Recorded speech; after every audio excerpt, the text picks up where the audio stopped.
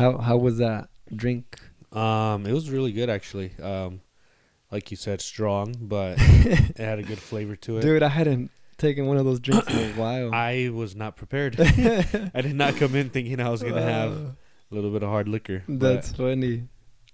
more the merrier. It relaxed you a little bit. Yeah, just a little bit. All right. Well, thanks for stopping by again, homie. You know me, man. I'm here. For round 2, huh? Round 2. Yep. Hell yeah. Well, it's like round 1,000, not counting the right? the sessions. Just here? Yeah. Right. Just here, round 2. Heck yeah. So kind of how we were talking about, I think everyone goes through struggles in life, and eventually there's always that turning point, Right. Where you kind of hit rock bottom, Uh-huh. and then eventually you realize like there's no turning back after that. Mm-hmm. So when would you say that you had that happen in your life? Personally, I think I had a few, but the one that I think impacted my life the most, and to a lot of people that know me would know it would be my incarceration. But there was one specific time that I remember.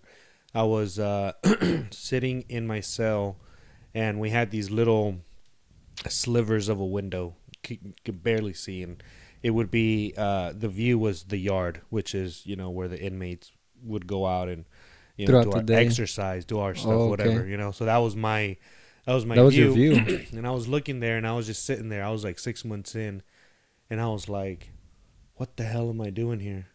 And how old were you? I was 19. Dang. 19. You're young, man. Or I might have just turned 20, maybe. It's like 19 or 20. And that was when I was like, okay, what am I doing here? This isn't me. Dang. Like I had my, I think they call it an epiphany. Yeah. And I was just like, this isn't right. So I had to reflect on what was happening. I took a step back, and when I realized, like, look, this isn't my life that I have to live, I took a step back and I started reevaluating myself, my time, my life, basically everything that led up to that moment, where I went wrong or where I may have gone the wrong path, and that's the thing, is a lot of times you don't realize it's the wrong path until you're there, after it's all happened. Okay. But I think you need to be in a good like state of mind with yourself. The thing that I liked about when I was incarcerated was I was pure, as far as like I had nothing inside of me. Okay. No substances, nothing. So you were alert. I was alert. I knew what was happening. And so I was like, I need to talk to myself and realize, what is it that I want in my life? What do I want?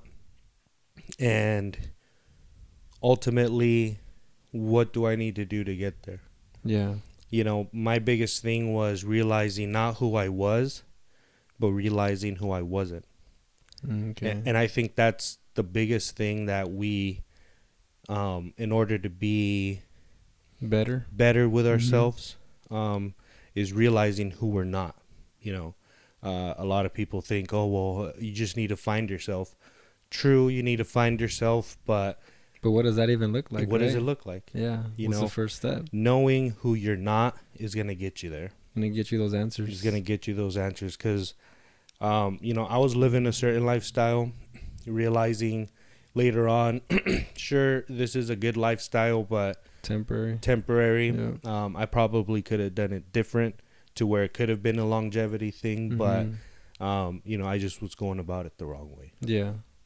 But I think that, like I said, figuring out who you're not, taking that time to really reevaluate what you want in your life, would help you turn that around. Dang, man.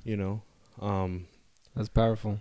So I know you've had your fair share of ups and downs. So oh yeah. What was something that happened to you? The event that happened that kind of made you realize, like, okay, for me, this is it. This is life. Yeah. you know? Sheesh. I'd say, man, it was the year 2006, and we had barely finished school. So I had barely finished my freshman year, and I was 2 days into summer. And basically, I mean, I don't know. Some people probably know people that grew up with me, But yeah, basically, my dad had an accident. He passed away, and I mean, I was probably like what freshman year, probably like 14, Mm-hmm. And so I mean, it was a life-changing experience just from the one day to the next. And so I feel like that itself was just so impactful for me in my life. Obviously, the family, Mm-hmm.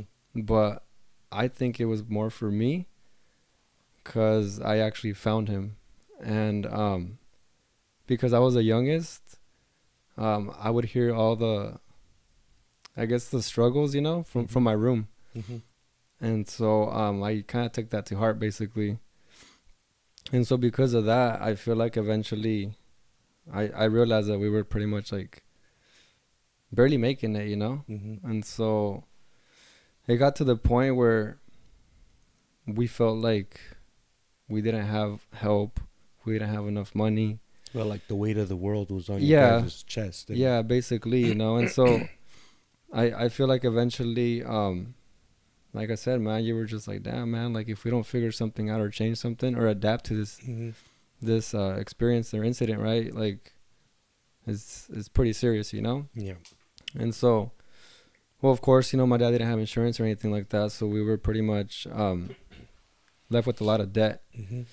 And so right instantly just after that, man, like that was my summer, like we had to grow up quick.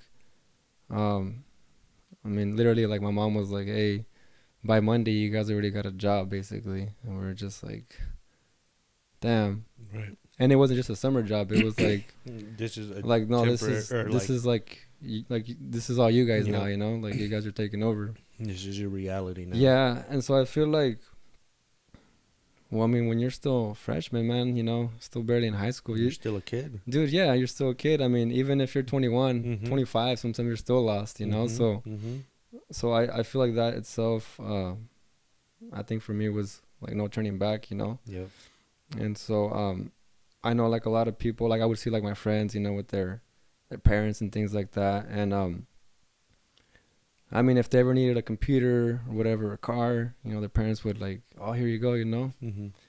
And for us, it was just like, well, I want a car too, but like, how do you get a car? Like we don't have that support system, And so basically you fast forward and I realized that I didn't have that support, And so it's like you look back and I see myself basically versus, Mhm.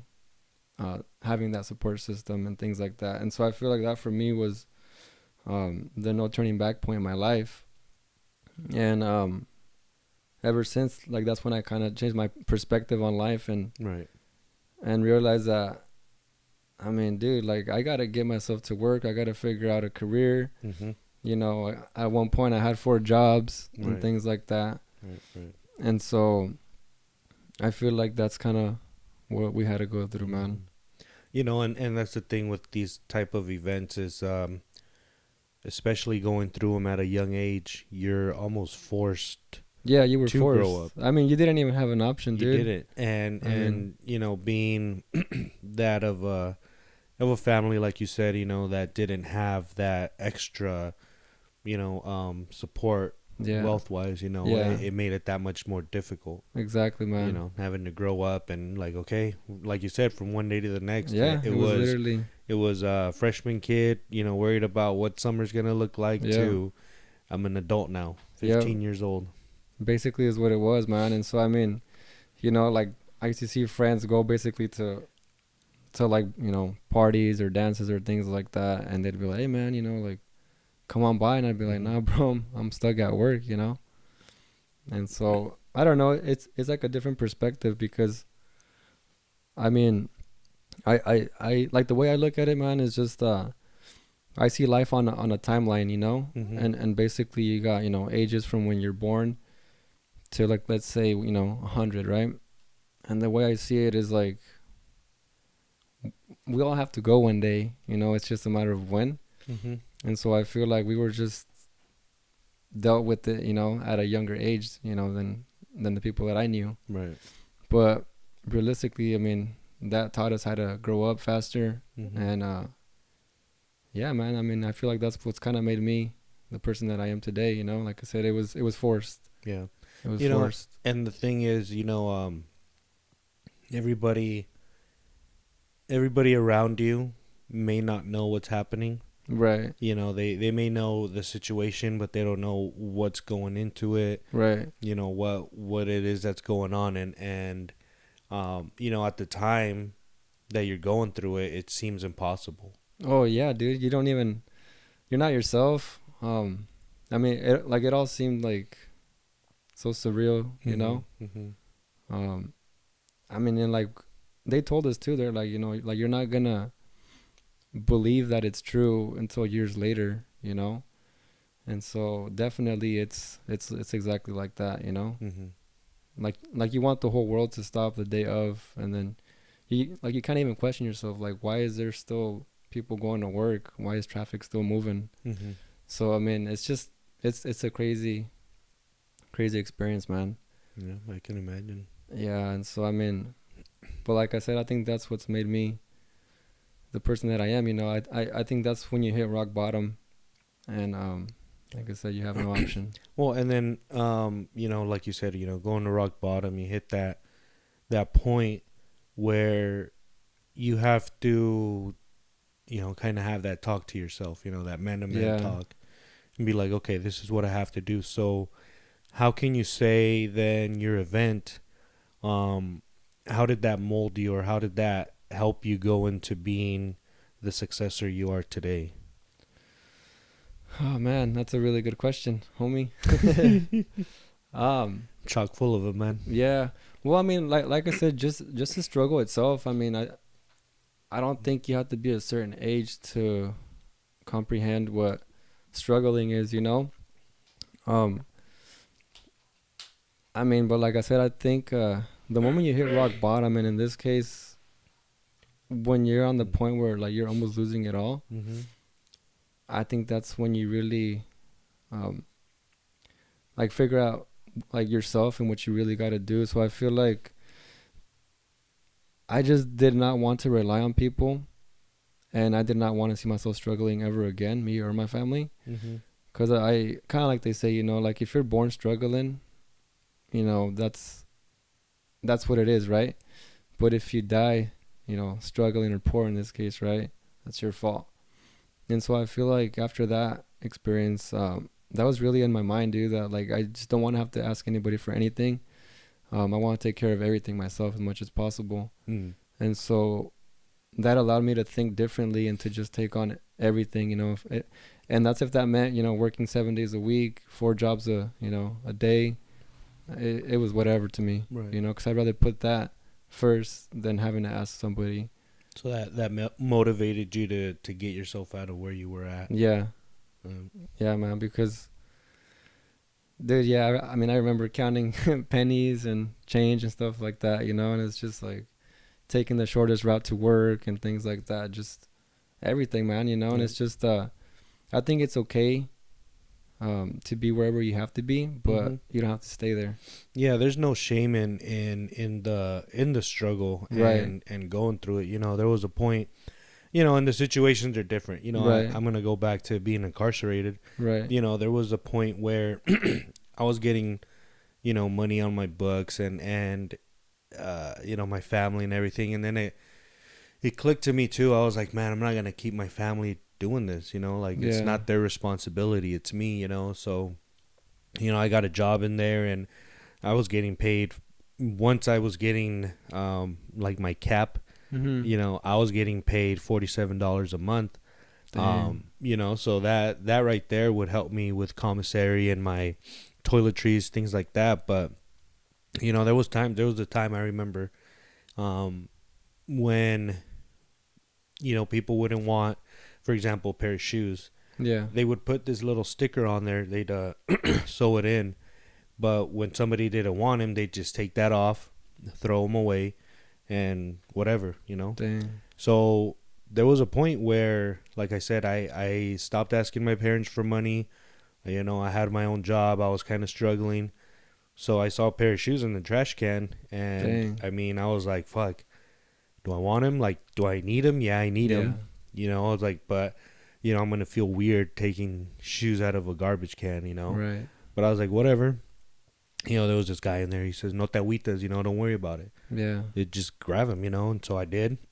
I grabbed them, you know, put my name on them. And sure enough, they lasted me for a good year and a half or so. Wow. You know, so it's like, yeah, during it's hard. It's, you know, your struggle, but there's no shame in it. Nah, man, you gotta do what you gotta You do. gotta do what you gotta do. And I think that's the thing, man. I mean, during those moments, if you realize that, the good thing is that it is and it can be temporary, mm-hmm. you know?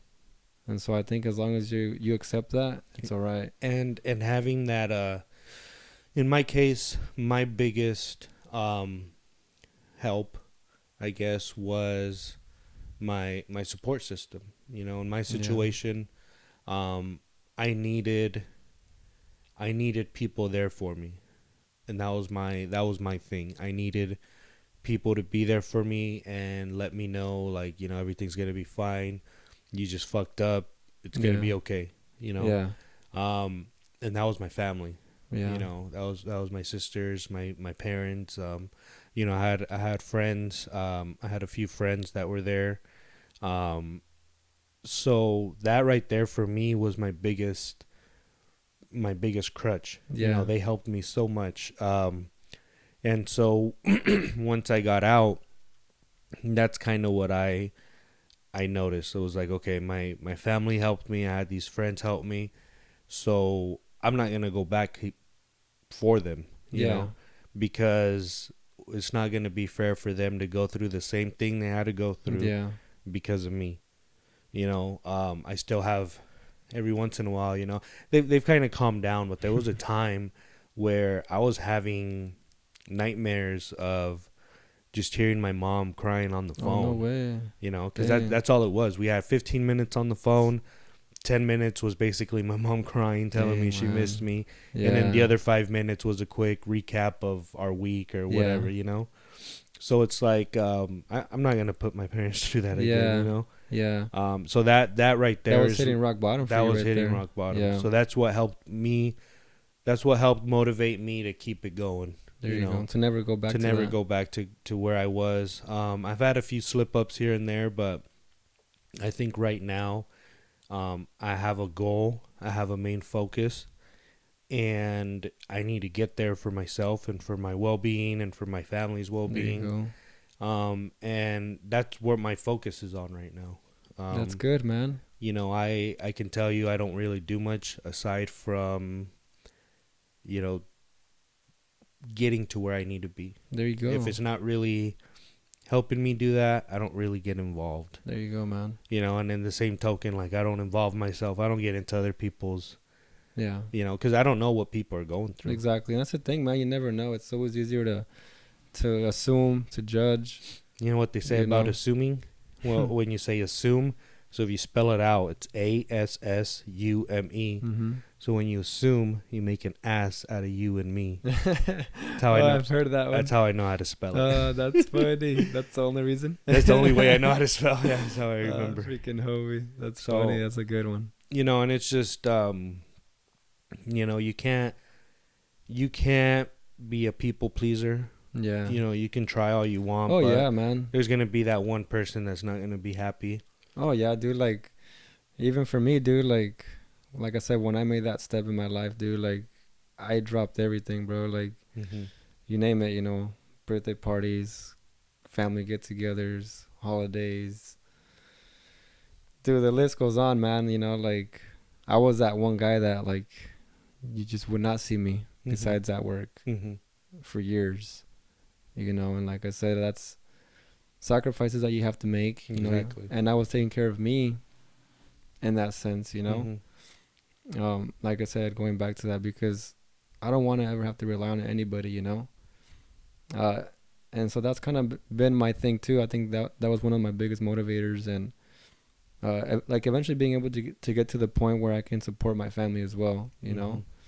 And so that's why we do what we do, you know. And like I tell people, I didn't choose this life, man. It chose me. Exactly. You know. And so I've accepted it now. There was a lot of questions that were unanswered. And like I tell everybody, you know, like you can never connect the dots looking forward, but you can connect them looking backwards.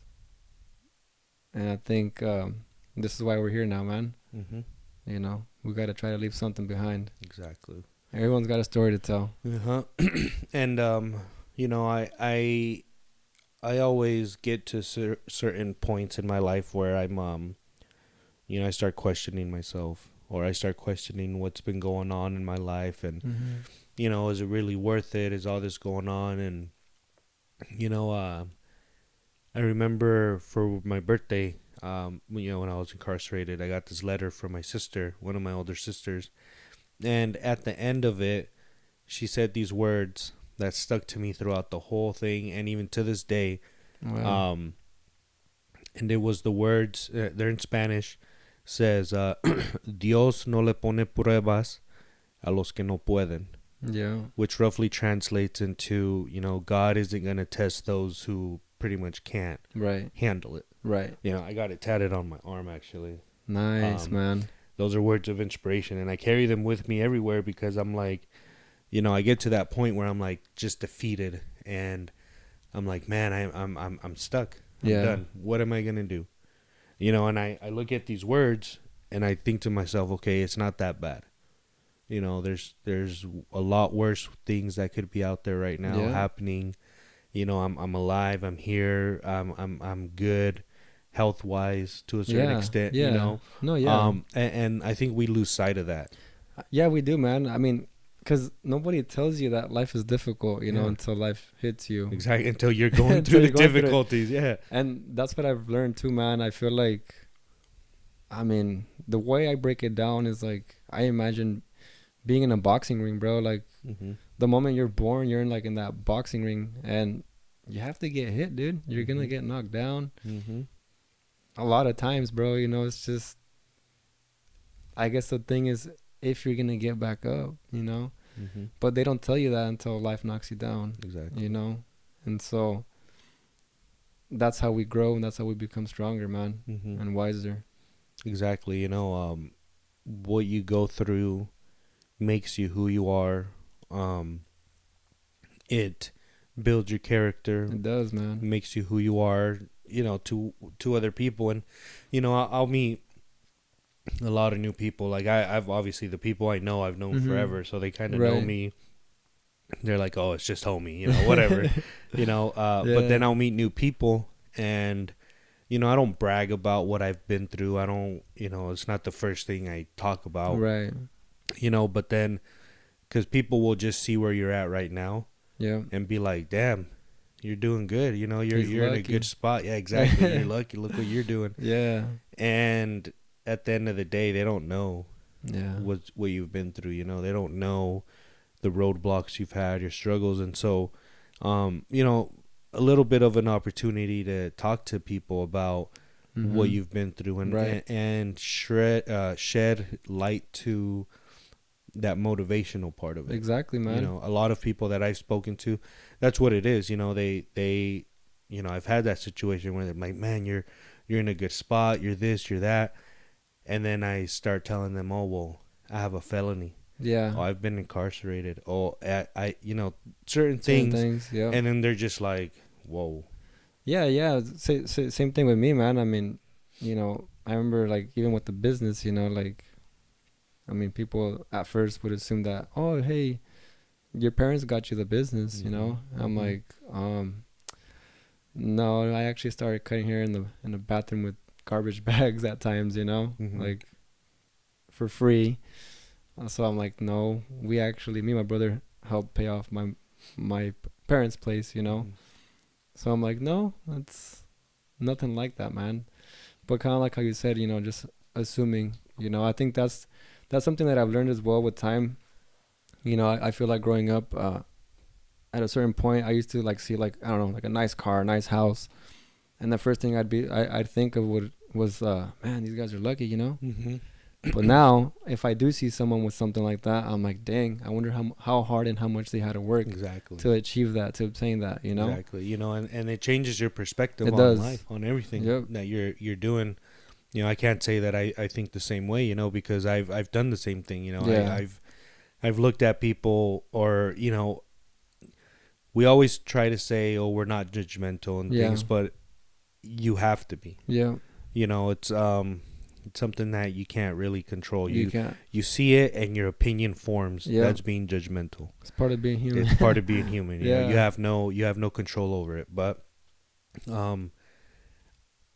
I, like I said, like, you know, going off of what you said, I'm the same way. You know, I look at cars now. I look at people going through all these things, or, you know, having all these nice things, and I'm just like, man, I wonder how hard it was for them to get there. Yeah. Or what kind of obstacles they went through, or how much focus mentally they had to put into that as well, because you do get what you focus on. Exactly. And you can't have it all at the same time. Mm-hmm. You know, in this case, you know, with the shop and stuff, it's like, okay, I have the shop, but, you know, when do I sleep in? When do I have a day off? Mm-hmm. When do I go visit family? When do I go on vacation? Mm-hmm. The list goes on, you know. So it's like, there's a lot more to the picture. Exactly. You know, but I think it all comes with it. Mm-hmm. You know, and I mean, you can't prepare yourself for what comes. No. You just got to roll with the punches And adapt. and adapt to whatever comes your way. You know, and that's another thing that I don't want to say. I mean, I guess it takes skill to a certain extent. Mm-hmm. You know, everybody's mental capacity is different. It is. Everybody, you know, not everybody can be as strong or as strong-willed as the next person. So, you know, it could be easy for us, you know, or people can be watching and say, "Oh man, they're that's simple." They're, you know, but no, like I could tell you right now, you know, even to this day, I've broken down. Oh, you know, yeah, dude. I've hit, like you said, you know, rock bottom, and you've been there, and you're just like, I'm not getting out of here. Yeah. I can't. Like, I'm stuck. I'm done. Like, I can't. This is it. This is my finish line. But you have to remember why you started. Exactly. Though. You got to remember why you started, what you're trying to achieve, and you know, ultimately just get there for yourself. Yeah. And I think it's good though too, because you eventually find your purpose. Mm-hmm. You know, and I think I like to believe that we all have a purpose. You know, it's just trial and error. Exactly. We gotta find it. And I think, you know, finding your purpose has a lot to do with again, like, you know, what we talked about earlier, just figuring out who you are. Right. You know, I think figuring out who you are and what kind of person you are will help you realize what your purpose is. Yep. I agree with that. And it could be a thing that you figure out in a day. It could be a thing that you figure out in 10 years. Yep. I mean, that's the beauty of it. Everyone's different. Going through it, you know, you go through so many stages, and you could change all of a sudden, and you know, change the people around you. Going through all these things until you finally realize, like, okay, this is my spot. This is me. This is who I am. This is what I got to offer to the world.